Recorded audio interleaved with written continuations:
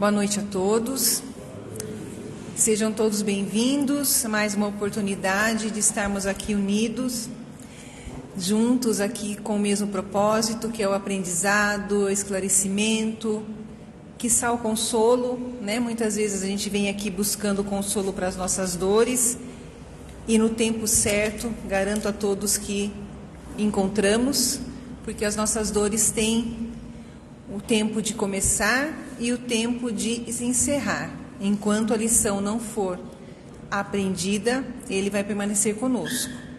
Então, que a gente se esforce para conseguir entender, né, as situações que se apresentam na nossa vida e encurtar esse tempo aí doloroso, né, que fatalmente a gente passa, porque a vida não é feita somente de alegrias. Bom, antes de começar a palestra da noite, já adiantando que vocês vão ter uma overdose de Luciana hoje, vou fazer a abertura, farei a explanação da noite e o encerramento. Vou, como sempre, falar para vocês desse livrinho, Fundamentos da Doutrina Espírita, livrinho no modo de falar, por conta do tamanho dele, mas o conteúdo dele é de um livrão, digamos assim, é um conteúdo bastante substancioso, rico em informações a respeito da doutrina espírita, que nos esclarece bastante e que é muito válido levarmos para nós, para os amigos, para os conhecidos, companheiros de trabalho, enfim, para as pessoas que demonstram algum desejo de conhecer um pouco mais sobre essa doutrina de uma forma clara e objetiva.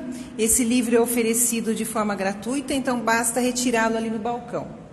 Nós temos ali também a última edição do Arauto, que é uma publicação da USE Piracicaba, bimestral da USE Piracicaba, com vários artigos, né, a respeito da doutrina espírita, que também são muito interessantes, fiquem à vontade para levar. Bom, dito isso, vamos dar início então à tarefa da noite, convidando a todos a cerrarmos os olhos, abrirmos os nossos corações, agradecemos pelo nosso dia, agradecemos pela nossa vida, pela oportunidade de estarmos encarnados nesse planeta de provas e expiações, no qual nós todos, cada um individualmente, temos a obrigação de contribuir para que ele se encaminhe mais rapidamente para tornar-se um planeta de regeneração. Agradecer pelo pão de cada dia, pelo teto que nos abriga, pela família na qual estamos encarnados, onde temos mutuamente o compromisso de nos auxiliarmos nessa caminhada terrena e que possamos aproveitar os momentos em que aqui estamos, aproveitar as energias que nos são oferecidas pela espiritualidade e já, de maneira particular, rogando aos bons espíritos, mentores da casa e meu mentor, que me auxiliem na tarefa da noite, para que eu possa transmitir a todos de forma clara, objetiva e humilde a reflexão que eu preparei para compartilhar com todos. Que assim seja. Então, vamos lá. Quando nós tomamos conhecimento de algo que nos encanta, de algo que nos oferece as respostas que nós buscávamos, que de alguma forma nos preenche, nos traz uma serenidade, que torna claro algo que parecia obscuro para nós, que vai nos melhorando, que nos traz serenidade, é muito claro que a gente queira passar isso adiante. Quando alguma coisa faz bem para a gente fica entusiasmado e a gente quer compartilhar com outras pessoas, a gente quer levar isso adiante para que as outras pessoas possam experimentar essa sensação também, né? E isso acontece quando nós conhecemos a doutrina espírita. Nós ficamos assim extasiados com as respostas que ela nos traz, com a sua lógica, com a racionalidade, com a clareza que ela traz para muitas questões que a gente não conseguia enxergar dessa forma, né? E a gente fica muito realmente entusiasmado com tudo isso, né? E a gente quer passar adiante. E a gente passa realmente a acreditar que esse é o melhor caminho, que finalmente a gente encontrou o caminho para a nossa vida, para que a gente possa caminhar com mais segurança, mais esperançoso, com mais coragem e tudo mais, né? E a gente passa a dizer até que nunca deixaremos de ser espíritas. Encontrei meu caminho, agora não tem mais jeito, eu vou continuar espírita para o resto da minha vida. E às vezes a gente chega às casas espíritas e a gente ouve realmente as pessoas falando isso, né? Falando frases como essa que eu acabei de dizer, e acredito que eu mesma já tenho dito isso muitas vezes, e é o que eu acredito, né? Eu não consigo me ver trilhando um outro caminho hoje. Não porque eu acredite que outros caminhos não me sirvam. Já caminhei por caminhos de espiritualização diferentes da doutrina espírita, mas quando eu cheguei à doutrina espírita, eu me encontrei e acredito que seja realmente esse caminho que eu pretendo continuar trilhando. E as pessoas, quando nos ouvem falando assim, podem dizer assim, nossa, mas esses espíritas são fanáticos, né? São fanáticos, ou gente fanática, ou são loucos, ou são as duas coisas. Né? De repente, né? A gente não sabe o que as pessoas dizem da gente, né? Mas os verdadeiros espíritas não podem ser fanáticos.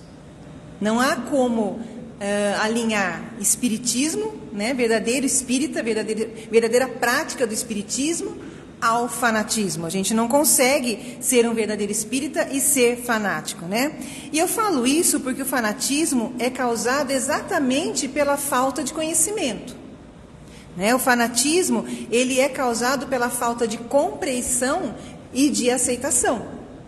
Então já vai no caminho, né, na contramão do que a doutrina espírita prega, que é uma doutrina que nos orienta a nós racionalizarmos todas as informações que chegam para nós, a ter um olhar de crítica, né, para que a gente possa problematizar as questões e chegar a alguma conclusão. E quando o fanatismo está inserido nesse contexto, isso não acontece, né? Então, o fanatismo, ele significa escuridão, ele significa domínio, ele significa que a gente pode passar a ser presa fácil a serviço de outras pessoas, ele significa, né, que existe insegurança, então, enfim, significa desajuste espiritual.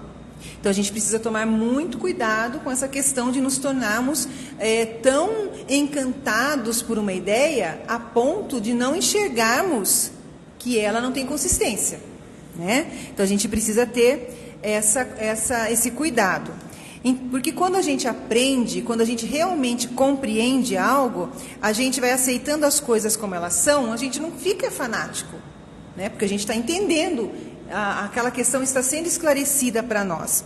E Allan Kardec já dizia para a gente, fé inabalável é somente aquela que pode encarar a razão face a face em todas as épocas da humanidade. Então, o codificador da doutrina espírita nos orienta que nós precisamos estar sempre de mãos dadas com a razão. E razão também é outra coisa que não combina com fanatismo. E as vantagens oferecidas pela doutrina espírita, as coisas boas sobre a doutrina espírita e o que ela nos mostra, as alegrias de ser espíritas, né? Geralmente são faladas e são mostradas e apresentadas e defendidas pelos espíritas. A gente não vê uma pessoa, um evangélico falando bem da doutrina espírita. A gente não vê um budista, de repente, defendendo a doutrina espírita. Não vemos um católico defendendo a doutrina espírita. Pode até ser simpatizante, mas ela não vai se expor a ponto de ficar falando das alegrias de ser espírita, das maravilhas que você passa a sentir quando você passa a vivenciar o espiritismo, né? Então, são os espíritas que falam. E aí fica um pouco difícil de acreditar que a doutrina espírita é tudo isso mesmo, porque a pessoa vai falar, mas está falando bem da doutrina porque é espírita, está puxando a sardinha para o seu lado. Né? Não é isso que a gente fala quando a gente defende as coisas que a gente acredita, que está puxando a sardinha para o seu lado. Então, a gente precisa fazer o quê? A gente precisa buscar novas opiniões. A gente precisa sair um pouquinho desse universo espírita e procurar outros pontos de vista, outras perspectivas que possam validar aquilo que a gente acredita, para que a gente não seja visto como uma pessoa parcial, né? A gente precisa de uma opinião imparcial, para que a gente possa entender, né? Então, eu trouxe como exemplo disso que eu estou falando para vocês, esta publicação aqui, da revista Época, ela é de 3 de julho de 2006.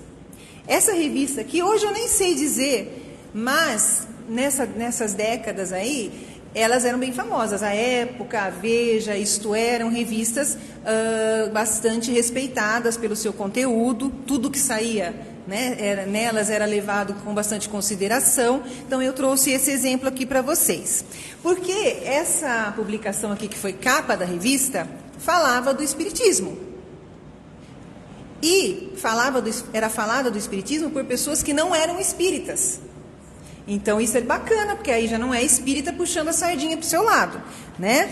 Então, essa matéria trouxe fotos, entrevistas e relatos de atores, de atrizes, de autoridades, né? Enfim, de várias pessoas, como eu disse, que não eram espíritas. Tudo bem, atores, atrizes, a gente não pode nem levar muito em consideração, porque às vezes também o que eles falam a gente não pode dar tanta validade. Mas, ao longo aqui da minha explanação, vocês vão entender aonde eu quero chegar. Porque, afinal de contas, o tema da nossa palestra hoje é comunicação entre os dois mundos, né? Então, essa matéria, ela falava sobre a nova face do Espiritismo, né?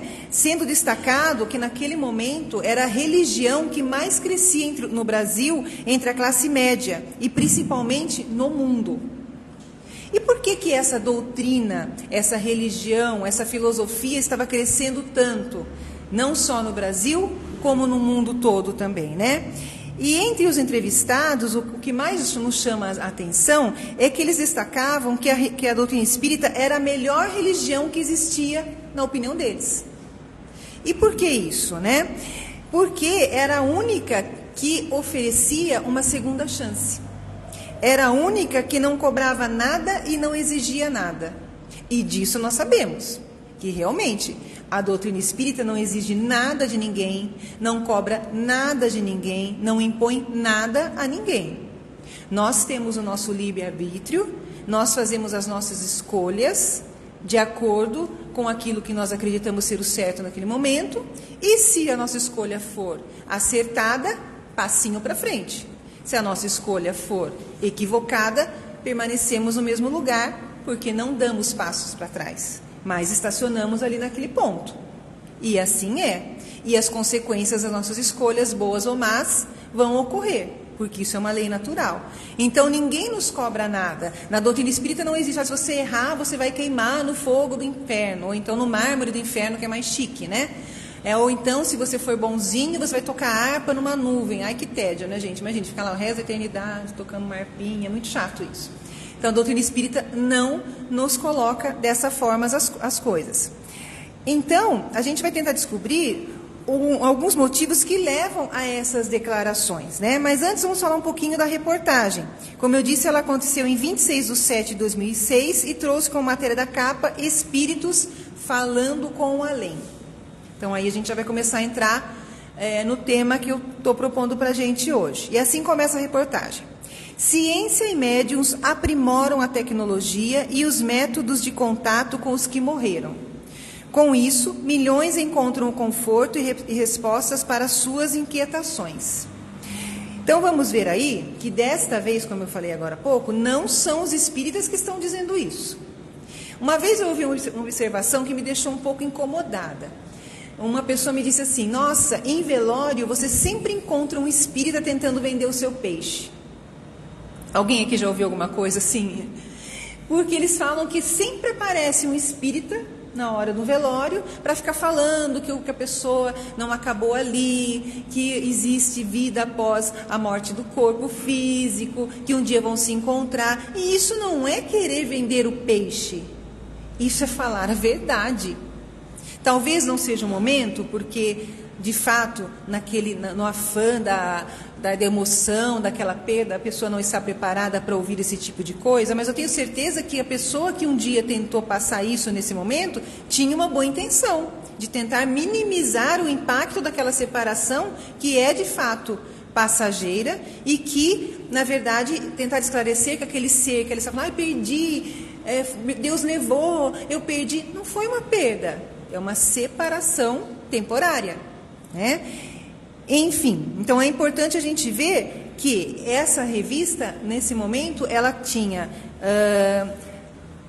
propostas de profissionais da área da saúde, psicanalistas, pesquisadores renomados e grandes estudiosos da área científica. E isso é muito positivo para a doutrina espírita ainda hoje, porque quanto mais a ciência conseguir comprovar o que a doutrina espírita já vem falando há muito tempo, mais pessoas vão passar a enxergar as nossas crenças de uma forma séria, sem levar para o misticismo, sem levar para a área mítica, né, da mentira, da ignorância, porque na verdade estamos sendo abalizados por pessoas, por estudiosos, né? Em suma, eles dizem que é possível sim a comunicação entre os que se foram e os que aqui ficaram, e que a morte é como se fosse uma viagem e a mediunidade é o meio que permite a comunicação entre os dois mundos. Isso na matéria da revista. Para nós isso não é novidade, né? Mas, como eu disse, é preciso que pessoas fora da doutrina espírita venham dizer isso para que as pessoas de fato considerem essas ideias, né? E um exemplo para vocês de pesquisas sérias comprovando a possibilidade e a existência dessas comunicações, uma das estudiosas mais renomadas chama-se Sônia Rinaldi. Ela é uma paulista, pesquisadora do Instituto de Pesquisa Avançada em Transcomunicação Instrumental. Alguém aqui já ouviu falar em transcomunicação instrumental? A transcomunicação são métodos que foram desenvolvidos para nos comunicarmos com os que já partiram através de aparelhos eletrônicos. Então, eles criaram uma metodologia onde, através da televisão, do rádio, do computador, se consegue falar com os seres que já partiram. Inclusive, em uma outra casa espírita que nós frequentávamos, uma pessoa que fazia esse tipo de estudo trouxe uma vez uma palestra, as filmagens e as gravações dessas conversas, né? Não é também que a pessoa vai aparecer ali a imagem. Para explicar para vocês mais ou menos, sabe quando a televisão sai do ar? Então, ali naquela tela, toda craqueladinha assim, se formava a imagem da pessoa desencarnada e ela se comunicava. No rádio também se gravava essas comunicações, né? E no computador também, inclusive com imagens, mensagens escritas na tela do computador. Eu confesso que eu fiquei um bom tempo com medo da televisão quando saía do ar. Ainda bem que agora não acontece mais isso, né? Porque a gente é espírita, mas a gente ainda tem uns medinhos, né, que a gente carrega. Vamos ser sinceros, né? Se você entrar um espírito por aqui, aquela porta fica pequena para todo mundo passar, né? Mas é assim, a gente vai superando essas coisas. Enfim, a Sônia Rinaldi, então, ela é especialista nesse tipo de estudo, que tem a sigla TCI, né? Então, ela emprega física, fonética, biometria, tecnologia digital para ir asfaltando essa estrada que parecia interditada entre os dois mundos, né? A gente ainda carrega, muitas religiões, né, muitas seitas ainda carregam muito esse fato de não podermos nos comunicar com quem já partiu, né? E a ferramenta, nesse caso, que ela usa é a ciência aliada com a fé. Então, como eu disse, ela é uma das maiores especialistas em transcomunicação instrumental, TCI, né, nome dado à gravação de vozes e até de filmagens que já morreram. E a Sônia, ela comemorou um marco dentro dessa pesquisa dela, né? Ela teve o primeiro caso autenticado por um laboratório internacional atestando o contato com o espírito como verídico. Então, isso é muito interessante. E o caso que ela estudou cientificamente é o da senhora Cleusa Júlio. A Cleusa é uma senhora como outra qualquer, que passou por um grande sofrimento ao perder a sua filha Edna, no ano de 2003, atropelada por um carro enquanto ela andava de bicicleta.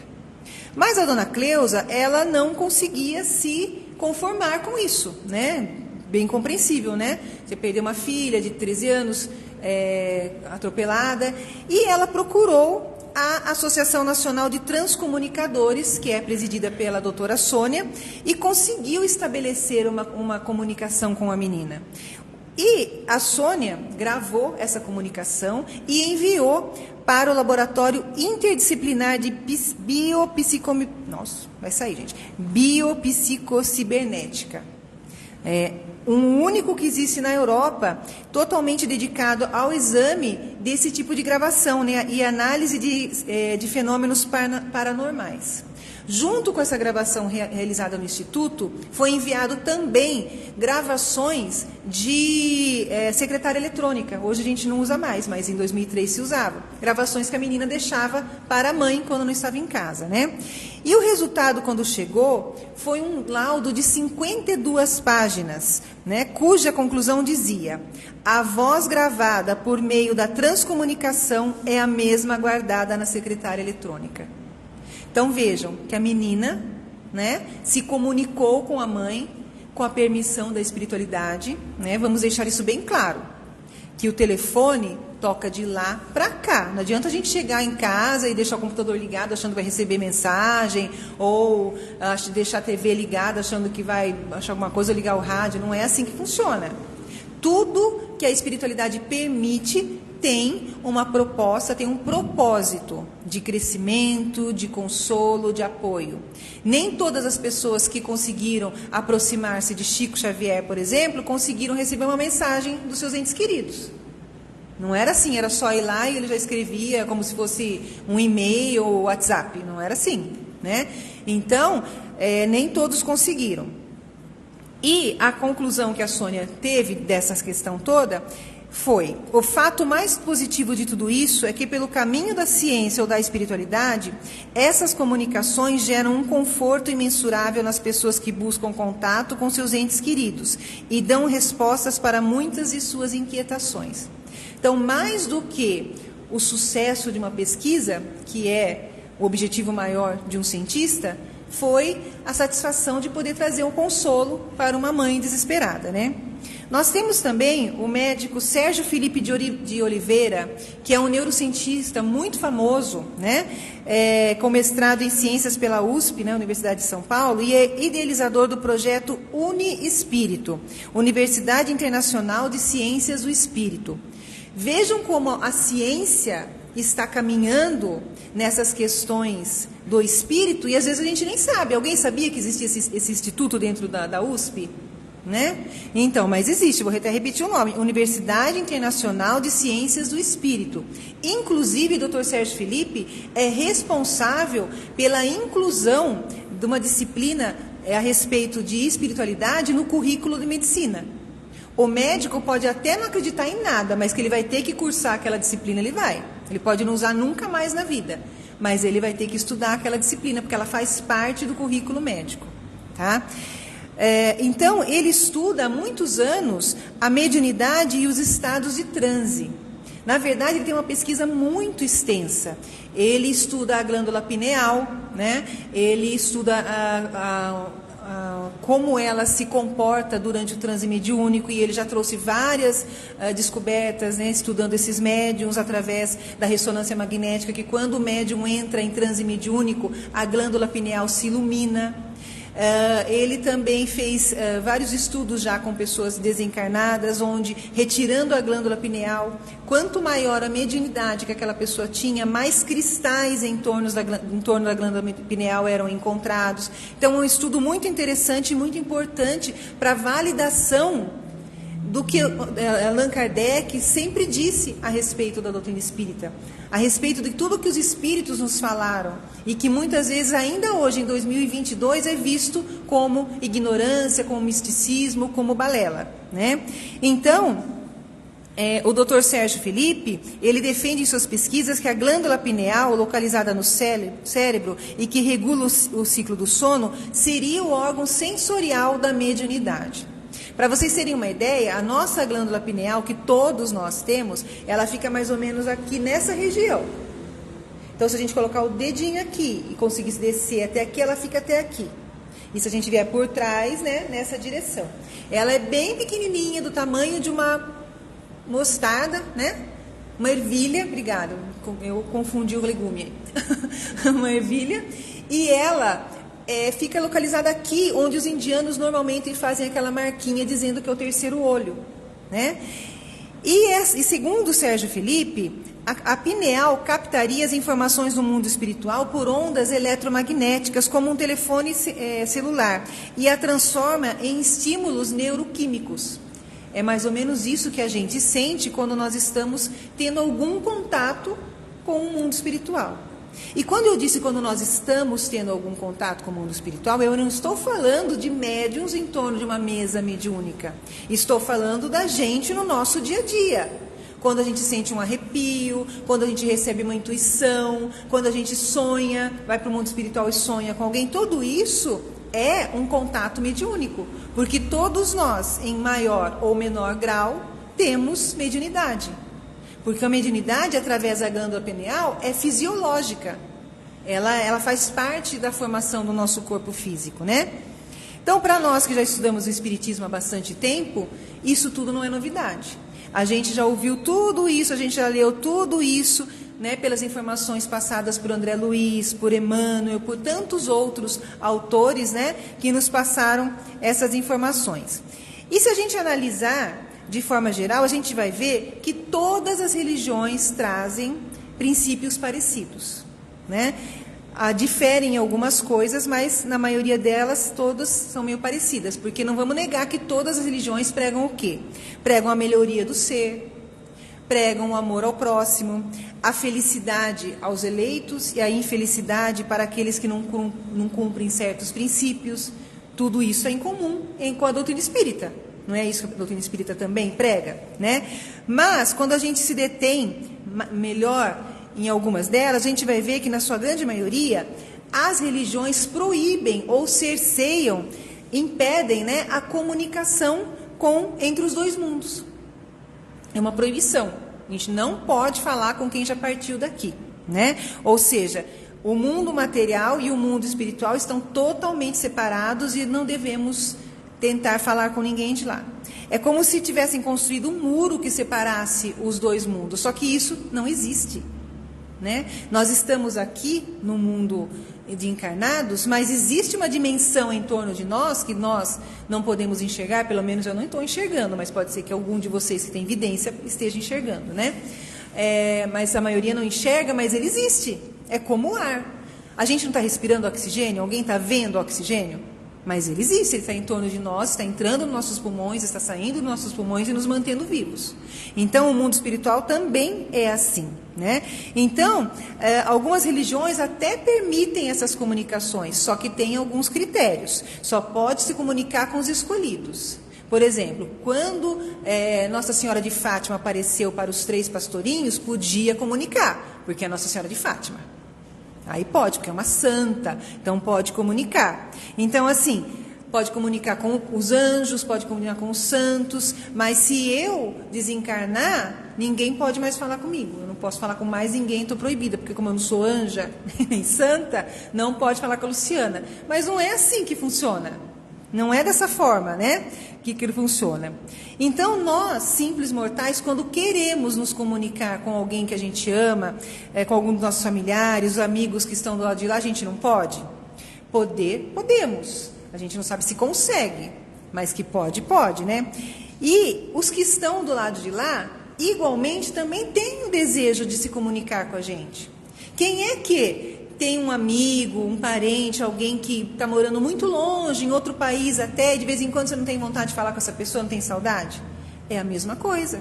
Só que entre encarnados fica mais fácil, ainda mais nessa época de tecnologia, que basta pegar um celular, mandar um WhatsApp, fazer uma chamada de vídeo, que você já está falando com a pessoa. Mas com os que estão no plano espiritual, já é um pouquinho mais difícil.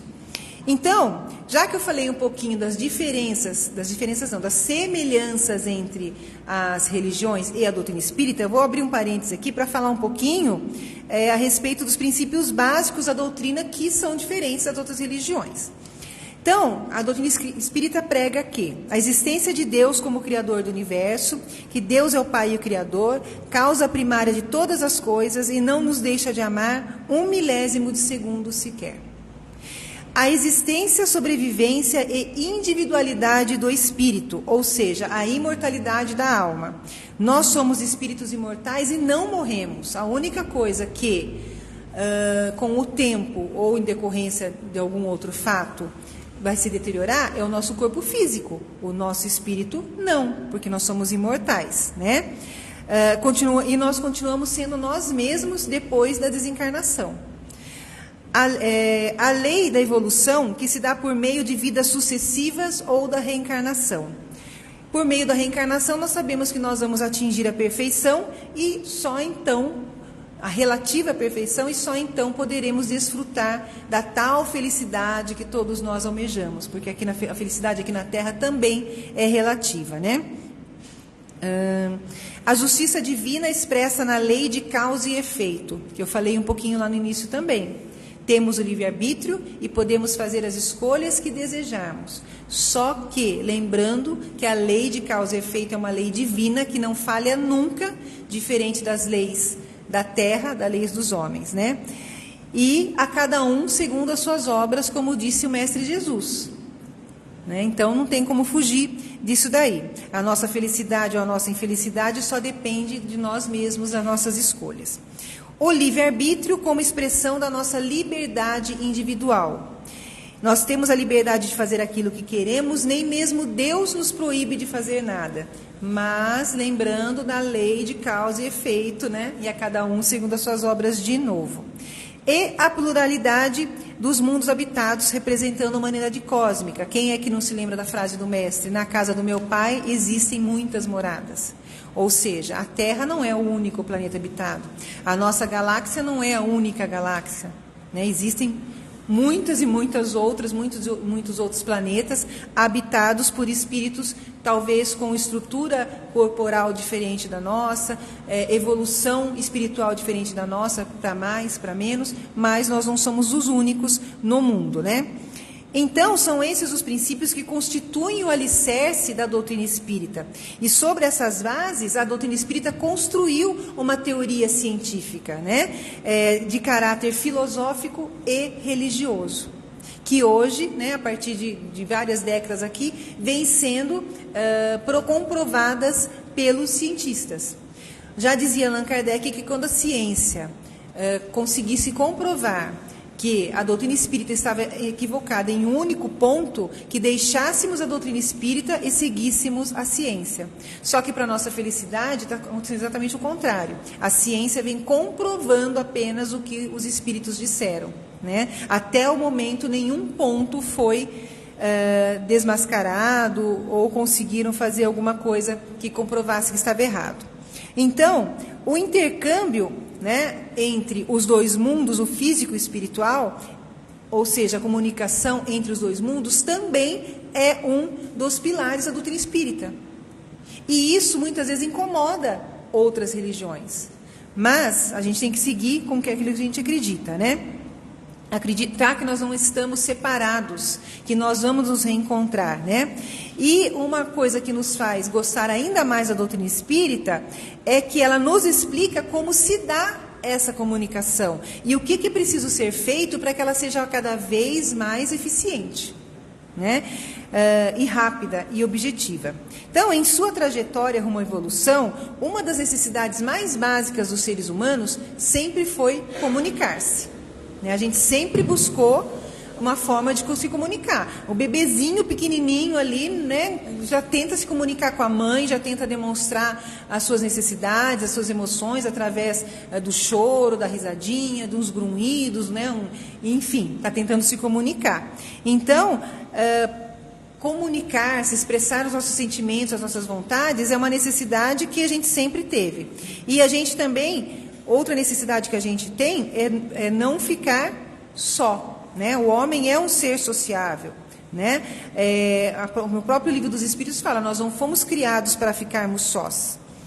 Então, a gente precisa compreender que nós precisamos aprender a nos comunicar aqui entre os encarnados e também com os desencarnados. E quando eu falo, novamente vou deixar aqui registrado, não estou falando de mesa mediúnica. E vocês vão entender daqui a pouco o porquê. Assim, nós vamos procurando, através dos vários meios de comunicação, entrar em contato com as pessoas. Lá atrás era a carta, o telégrafo, o telefone. hoje o celular, que é a grande mania tecnológica, né, uma febre, né, e praticamente não existe mais distância entre nós para nos comunicarmos, mas esses são só exemplos de comunicação no plano físico, né, e o homem, com o seu conhecimento, vai diminuindo as distâncias. Mas e a comunicação entre os dois mundos? Como que está ficando, né? Como ela se dá? Ela se dá pela mediunidade. É através da mediunidade que a gente consegue se comunicar com as outras pessoas, que é uma faculdade inerente ao homem, né, que permite a ele a percepção, em um grau qualquer, da influência dos espíritos. Então, vamos entendendo que não é um privilégio dos espíritas, não são somente os espíritas que têm o privilégio de se comunicar com os espíritos que já partiram, né? E também não constitui um privilégio exclusivo daquela pessoa ou da outra pessoa. Porque quando a gente pensa em médium, a gente já pensa, por exemplo, em Francisco Cândido Xavier, né? Ele era um médium. Lógico, nós não podemos nem questionar a mediunidade ostensiva que o Chico veio, mas nós também temos a nossa, é importante que a gente saiba, né? E essa mediunidade não depende das qualidades morais do médium. Como assim, Luciana, não depende das qualidades morais do médium? Não depende, porque existem médiuns de bom caráter e existem médiuns mau caráter. Agora, o tipo de espíritos que vai se aproximar tanto de um quanto de outro é que a moral vai definir, né? Então, se eu tenho uma mediunidade ostensiva, mas eu não me esforço para me melhorar, para crescer moralmente, para respeitar os outros, para ser ético, etc, etc, eu vou ter companhias que se afinizam com essa energia que eu emano. Mas se eu me esforço, se eu estou tentando ser uma pessoa de bem, eu também vou ter companhias de espíritos que se afinizam com a minha energia, né? Então, geralmente a gente pensa que os médiuns são apenas os espíritas ou que vamos encontrar médiuns apenas nas casas espíritas.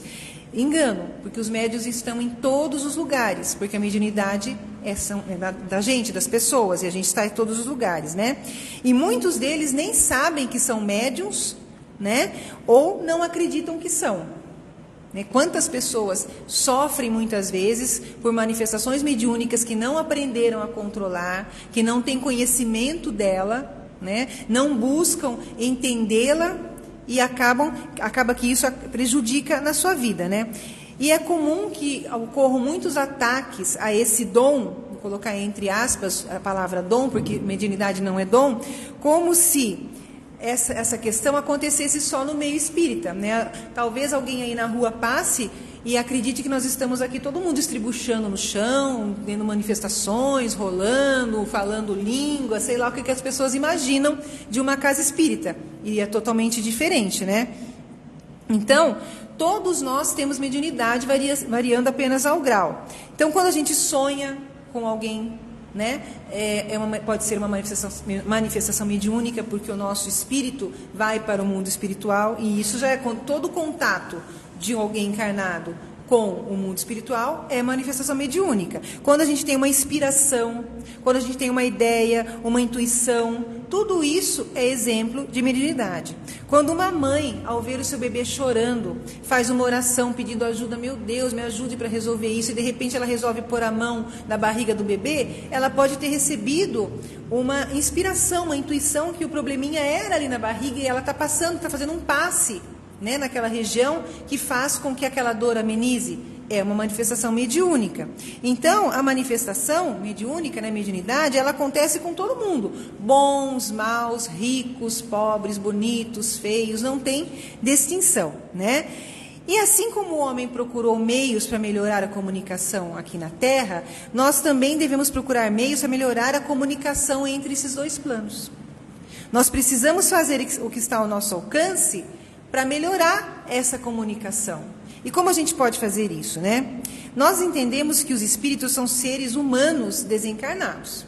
Ou seja, eles são o que eram quando eram vivos. Então não adianta a gente pensar assim, ai, o meu irmão era tão bom, ele era tão chato aqui na Terra, nossa, implicante, brigava com todo mundo, mas agora que ele morreu, faleceu, desencarnou, ele virou um anjo. Não. Seu irmão vai continuar sendo implicante, chato, enfim, vai levar todos os seus defeitos e as suas virtudes que tinha aqui, assim como nós também vamos levar. A gente não vai mudar porque mudou de plano.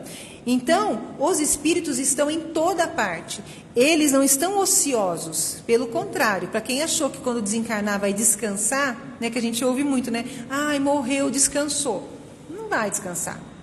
Né? Então, podem tirar essa ideia da cabeça. Né? Todos os espíritos têm as suas ocupações no plano espiritual, assim como nós. O trabalho é aqui e o trabalho continua lá. Né? Então, não há um lugar também determinado para os espíritos. Desencarnou, vai para tal lugar. Desencarnou, vai para o outro lugar. Não tem um lugar determinado. Né? Geralmente, os mais imperfeitos permanecem próximos a nós, porque nós também somos tão imperfeitos quanto eles. Então, é esse tipo de espírito que a gente atrai, os espíritos com as mesmas características que a gente. Nós não os vemos porque se encontram em dimensão diferente da nossa, como eu falei, mas eles podem nos ver e até conhecer os nossos pensamentos. E os espíritos podem também agir sobre nós, só que essa ação é restrita ao pensamento, porque eles não conseguem agir diretamente sobre a matéria. Né? Para isso eles precisam de médiums, para eles agirem sobre a matéria, mas essa é uma questão para a gente aprofundar em uma outra situação. Então a gente precisa entender como a comunicação entre esses dois mundos pode acontecer. Então, pelo médium, o espírito pode se comunicar se quiser e se puder. Por isso que eu falei, não é um WhatsApp que você manda e você fica esperando a resposta. Né? Às vezes o espírito nem pode se comunicar porque não está em condições, e às vezes ele não quer se comunicar também. Então não basta a gente ficar invocando o espírito e achar que ele vai nos responder. Mas essa comunicação pode ocorrer de várias formas, porque existem vários tipos de mediunidade. Existe a psicofonia, né, que é quando o médium fala, existe a escrita, que é a psicografia, existe a tipologia, que é através de batidas. Enfim, no livro dos médiuns vocês vão encontrar, eu não sei o capítulo, mas tem lá a descrição de todos os tipos de mediunidade, que não são poucas, né? E existem, claro, ou muitos outros tipos, como eu falei, mas somente pelo estudo sério e contínuo que a gente vai conhecendo. E outra questão também muito importante é que as comunicações não devem ser aceitas cegamente. A gente precisa tomar muito cuidado, a gente precisa ter muita reserva quanto a isso, para que a gente não seja vítima de espíritos enganadores, tanto os encarnados como os desencarnados. Porque às vezes as pessoas falam assim para você está passando por aquele momento de dor, você acabou de perder um ente querido, e a gente fica um pouco desequilibrado, e a gente fica mais suscetível a ser enganado. Aí chega uma pessoa e fala assim para você, olha, eu conheço um médium, se você for lá e levar uma camiseta da pessoa desencarnada, olha, você recebe uma carta na hora, a comunicação acontece. Aí você fala assim para a pessoa, nossa, mas faz uma semana só que ele faleceu. Não tem problema, eu já vi comunicação de um dia. Nossa, o espírito o corpo nem esfriou direito, o espírito já está se comunicando. E aí você chega nesse local e a pessoa de repente te pede um valor, né, te pede uma contribuição. Então nós precisamos ter muito cuidado, gente, porque a comunicação não acontece dessa maneira. E até tem um caso na minha família, minha sobrinha uma vez me ligou pedindo se eu tinha a certidão de óbito do meu pai, que ela precisava levar, que ela ia num centro para ter uma comunicação do meu pai. Eu falei, mas pera um pouco, ou a pessoa que vai fazer comunicação não sabe que ele está desencarnado, tem que levar a certidão para comprovar que a pessoa desencarnou? Então não faz sentido, né?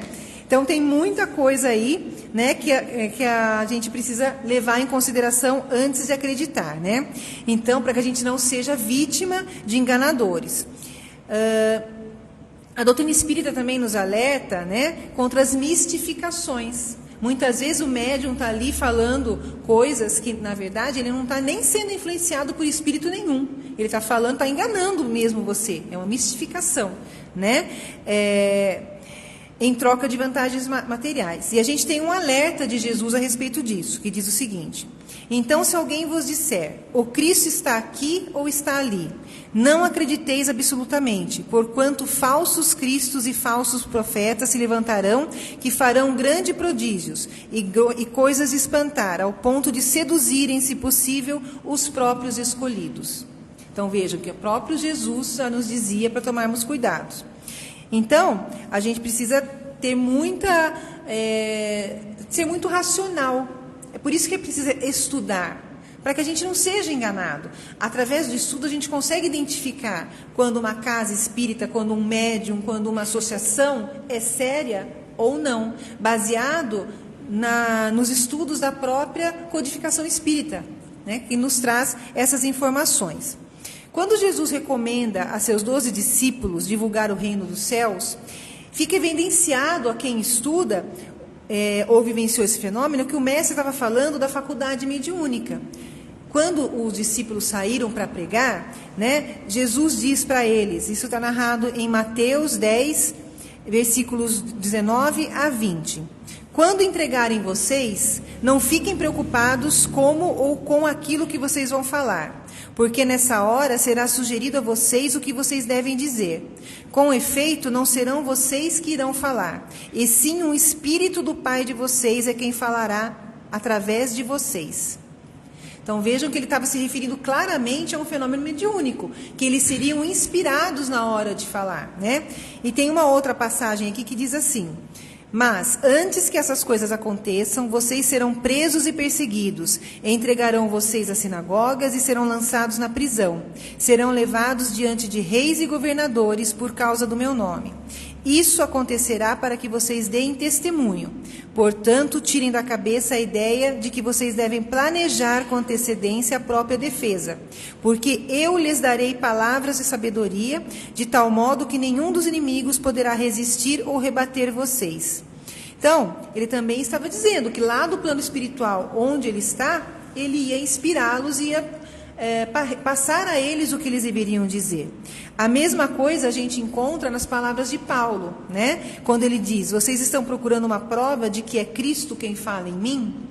Paulo, ele tinha uma mediunidade muito forte, né, que foi despertada depois da sua conversão ao cristianismo e tudo mais. Mas muitas vezes ele disse que não era mais ele que vivia, e sim o Cristo que vivia nele, através da sua conversão e também daquilo que ele recebia, né? Então, a gente precisa entender que nós precisamos estudar as questões da mediunidade. Muitas vezes a gente acredita que para melhorar a comunicação a gente precisa estudar o livro dos médiuns e que isso já vai bastar. É muito importante estudar o livro dos médiuns, né? Esse livro faz parte da codificação espírita, é uma das obras básicas. Quem quiser conhecer sobre mediunidade, entender sobre mediunidade, fatalmente terá que passar pelo estudo desse livro. Entretanto, nem todo mundo tem uma mediunidade ostensiva. Nem todo mundo vai sentar-se a uma mesa mediúnica. Nem todo mundo vai trabalhar nesse sentido a mediunidade. Mas ainda assim continuará sendo médium. Ainda assim, continuará fazendo intercâmbios com o plano espiritual, mesmo que ele não perceba. E de que maneira a gente pode melhorar isso? Nos melhorando. A mediunidade está ligada diretamente à nossa melhora interior. Quanto mais nós vamos avançando nesses quesitos de melhora moral e ética, melhores nós vamos ficando para o intercâmbio mediúnico. Ou seja, a gente vai atraindo para perto de nós espíritos que nos vão trazer equilíbrio, bons conselhos, e vamos abrindo cada vez mais o nosso campo mediúnico para receber esses conselhos. Então, quando a gente fala em mediunidade, meus amigos, nós não podemos nos restringir às casas espíritas e a mesas mediúnicas, porque nós realizamos esses intercâmbios o tempo todo. E que conselhos nós queremos receber? E de quem nós queremos receber? Porque, em contrapartida, aquelas pessoas que não se vigiam, que não cuidam do seu interior, que se deixam levar pelas influências deletérias que o mundo oferece aos borbotões, vão ser influenciados por quem? vão atrair que tipo de espíritos? Que tipo de conselho a gente vai receber se a gente está nesse estado de desequilíbrio? Nós vamos atrair espíritos tão desequilibrados quanto nós, que vão nos induzir cada vez mais ao erro. Então vejam como existe uma responsabilidade muito grande para que a gente possa regular essa nossa faculdade, né? Nós melhoramos o nosso conhecimento através das coisas que nós aprendemos. E a partir disso nós melhoramos o nosso sentimento. A gente vai aprendendo, vai adquirindo mais conhecimento e vai melhorando o nosso sentimento. E o espírito, ele atinge a perfeição quando ele é capaz de unir sentimento e conhecimento e utilizar isso tudo com sabedoria. Então, vejam que nesse estágio é mais fácil para a gente desenvolver a mediunidade, realizando o autoconhecimento e canalizando energias mediúnicas para o serviço da consolidação do bem em si mesmo e na sociedade. Então, todos nós temos uma responsabilidade não só conosco, a primeira é conosco, né? A evolução é individual. Entretanto, quanto mais nós aprendemos e nos melhoramos, nós vamos contribuindo para que a coletividade também usufrua disso, seja pelos nossos exemplos, pelo nosso comportamento, pela nossa vibração. Tem muitas formas. E o contrário também, quando a gente está em desequilíbrio, quando a gente está turtuviado, como dizem por aí, a gente só leva desequilíbrio e más energias por onde a gente passa, né? Então, desse modo, a mediunidade nos põe em contato com o mundo espiritual, de onde procede a vida e para onde a vida retorna, quando cessado o seu ciclo material. E, às vezes, a gente se pergunta como é que a gente pode ser melhor num mundo que não nos permite. Porque, convenhamos, né? Tá difícil a gente melhorar, né? Eu tenho que se esforçar. Porque a gente acorda, por exemplo, abre os olhos de manhã, ouve um passarinho cantando, fica elevado, levanta, toma seu café, dá um beijo na esposa, no marido, brinca com o cachorrinho e vai trabalhar. Na primeira esquina, alguém já dá uma fechada na gente. Chega no trabalho, aquele projeto que você fez com todo carinho, você percebe que você não salvou, você perdeu tudo. Você vai ter que começar do zero e o seu chefe daqui meia hora vai vir te cobrar porque ele precisava daquilo. E aí chega uma outra pessoa mal-humorada e te distrata. E aí toda aquela paz que você acordou vai se dissipando se você não conseguir o equilíbrio dentro de você para manter aquilo. Porque o segredo é esse, é a gente conseguir criar, né, um escudo que não nos desequilibre. Porque o fácil é se desequilibrar, o fácil é se deixar levar e sair por aí chutando o cachorro, dando um murro no computador, xingando a pessoa que foi grosseira com você. Esse é o fácil, qualquer um faz. Agora, e o contrário? E ser gentil com quem está sendo desrespeitoso com você? E ter paciência para realizar as tarefas que, já que perdeu, vai ter que começar de novo? Não tem outra solução. Né? Então a gente precisa tomar cuidado com isso, né? Porque nesses momentos, através da nossa mediunidade, estamos sendo influenciados, né? Então, como é que a gente pode colocar em prática os ensinamentos que a doutrina espírita nos oferece? Né? Me fizeram essa pergunta outro dia. Falaram para mim, olha, é difícil ser espírita, prego o bem, prego o amor, mas está difícil, porque as pessoas não são assim. E como é o melhor meio de atingir a perfeição? Como é que a gente consegue, né? Então a gente vai lembrando das palavras daquele que passou aqui pela Terra e nos deixou não só as palavras, como um exemplo de que é possível sim conseguirmos, porque ele conseguiu, ele venceu o mundo. Ah, mas você está se comparando a Jesus? Todos nós podemos nos comparar a Jesus, porque o estágio que ele alcançou será alcançado por nós também. Basta que a gente se esforce, né? Então, Jesus não é um exemplo inalcançável.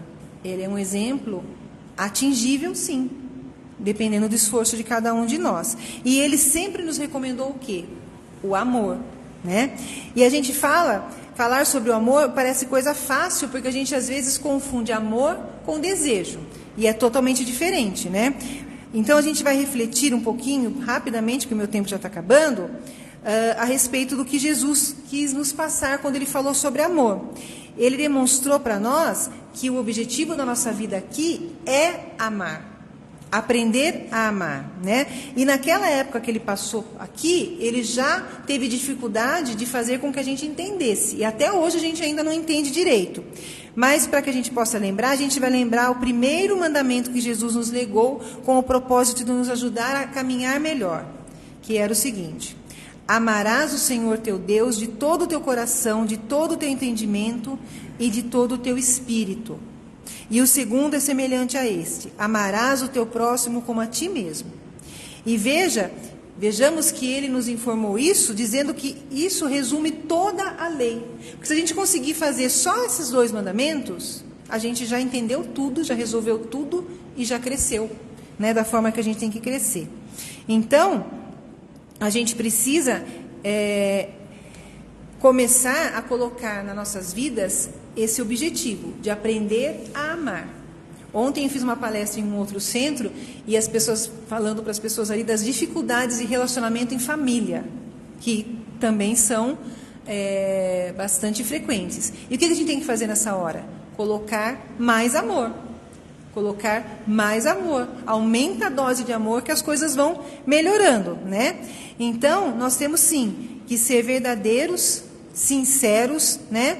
E seguir nesse caminho que Jesus sempre nos orienta. E outra coisa também que no Evangelho segundo o Espiritismo sempre nos recomenda e que é muito importante, que é dizer o seguinte: reconhece-se o verdadeiro espírita pela sua transformação moral e pelos esforços que emprega em domar as suas más inclinações.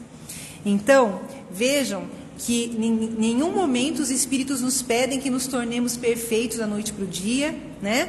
E que nós precisamos apenas nos esforçar para que a gente possa um dia chegar nesse nível onde a nossa comunicação mediúnica, a nossa mediunidade seja utilizada para o nosso bem, para que a gente possa refinar a nossa comunicação com os bons espíritos e para o bem do próximo. E finalizando, vou terminar aqui com uma frase dos espíritos que diz o seguinte: pregai, exemplificando a caridade ativa e infatigável que Jesus vos ensinou, substituindo a cólera que conspurca pelo amor que edifica. Sede probos, leais e conscienciosos, fazendo sempre aos outros o que quereis que vos façam. Amai sem escravizar-vos e sem escravizar. Então, era essa a mensagem que eu queria compartilhar com vocês hoje. A respeito dessa questão da mediunidade, tirar um pouco esse aspecto de que a mediunidade só pode ser realizada dentro de uma casa espírita, numa mesa mediúnica, trazer para nós a consciência de que nós fazemos intercâmbios mediúnicos o tempo inteiro e que a responsabilidade a respeito desse intercâmbio, se ele nos é benéfico ou não, é nossa através do nosso trabalho contínuo de melhoramento interior. Então, agradeço a todos pela oportunidade e vamos, então, nesse momento, fazer o encerramento do trabalho.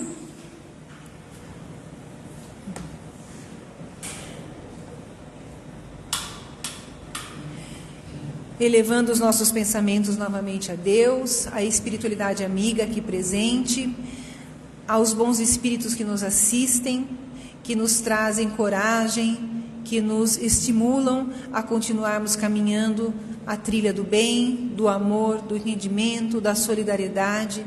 Agradecer por nós termos esta casa de luz onde podemos nos reunir e aprender mais, receber os benefícios trazidos do alto e que possamos compartilhar, que possamos dividir com aqueles que caminham conosco, com muita paciência, com muita compreensão, com empatia, entendendo que cada um de nós encontra-se em um degrau evolutivo e que a nossa maior obrigação, uns com os outros, é auxiliar para que todos nós não estacionemos a nossa caminhada. Que assim seja.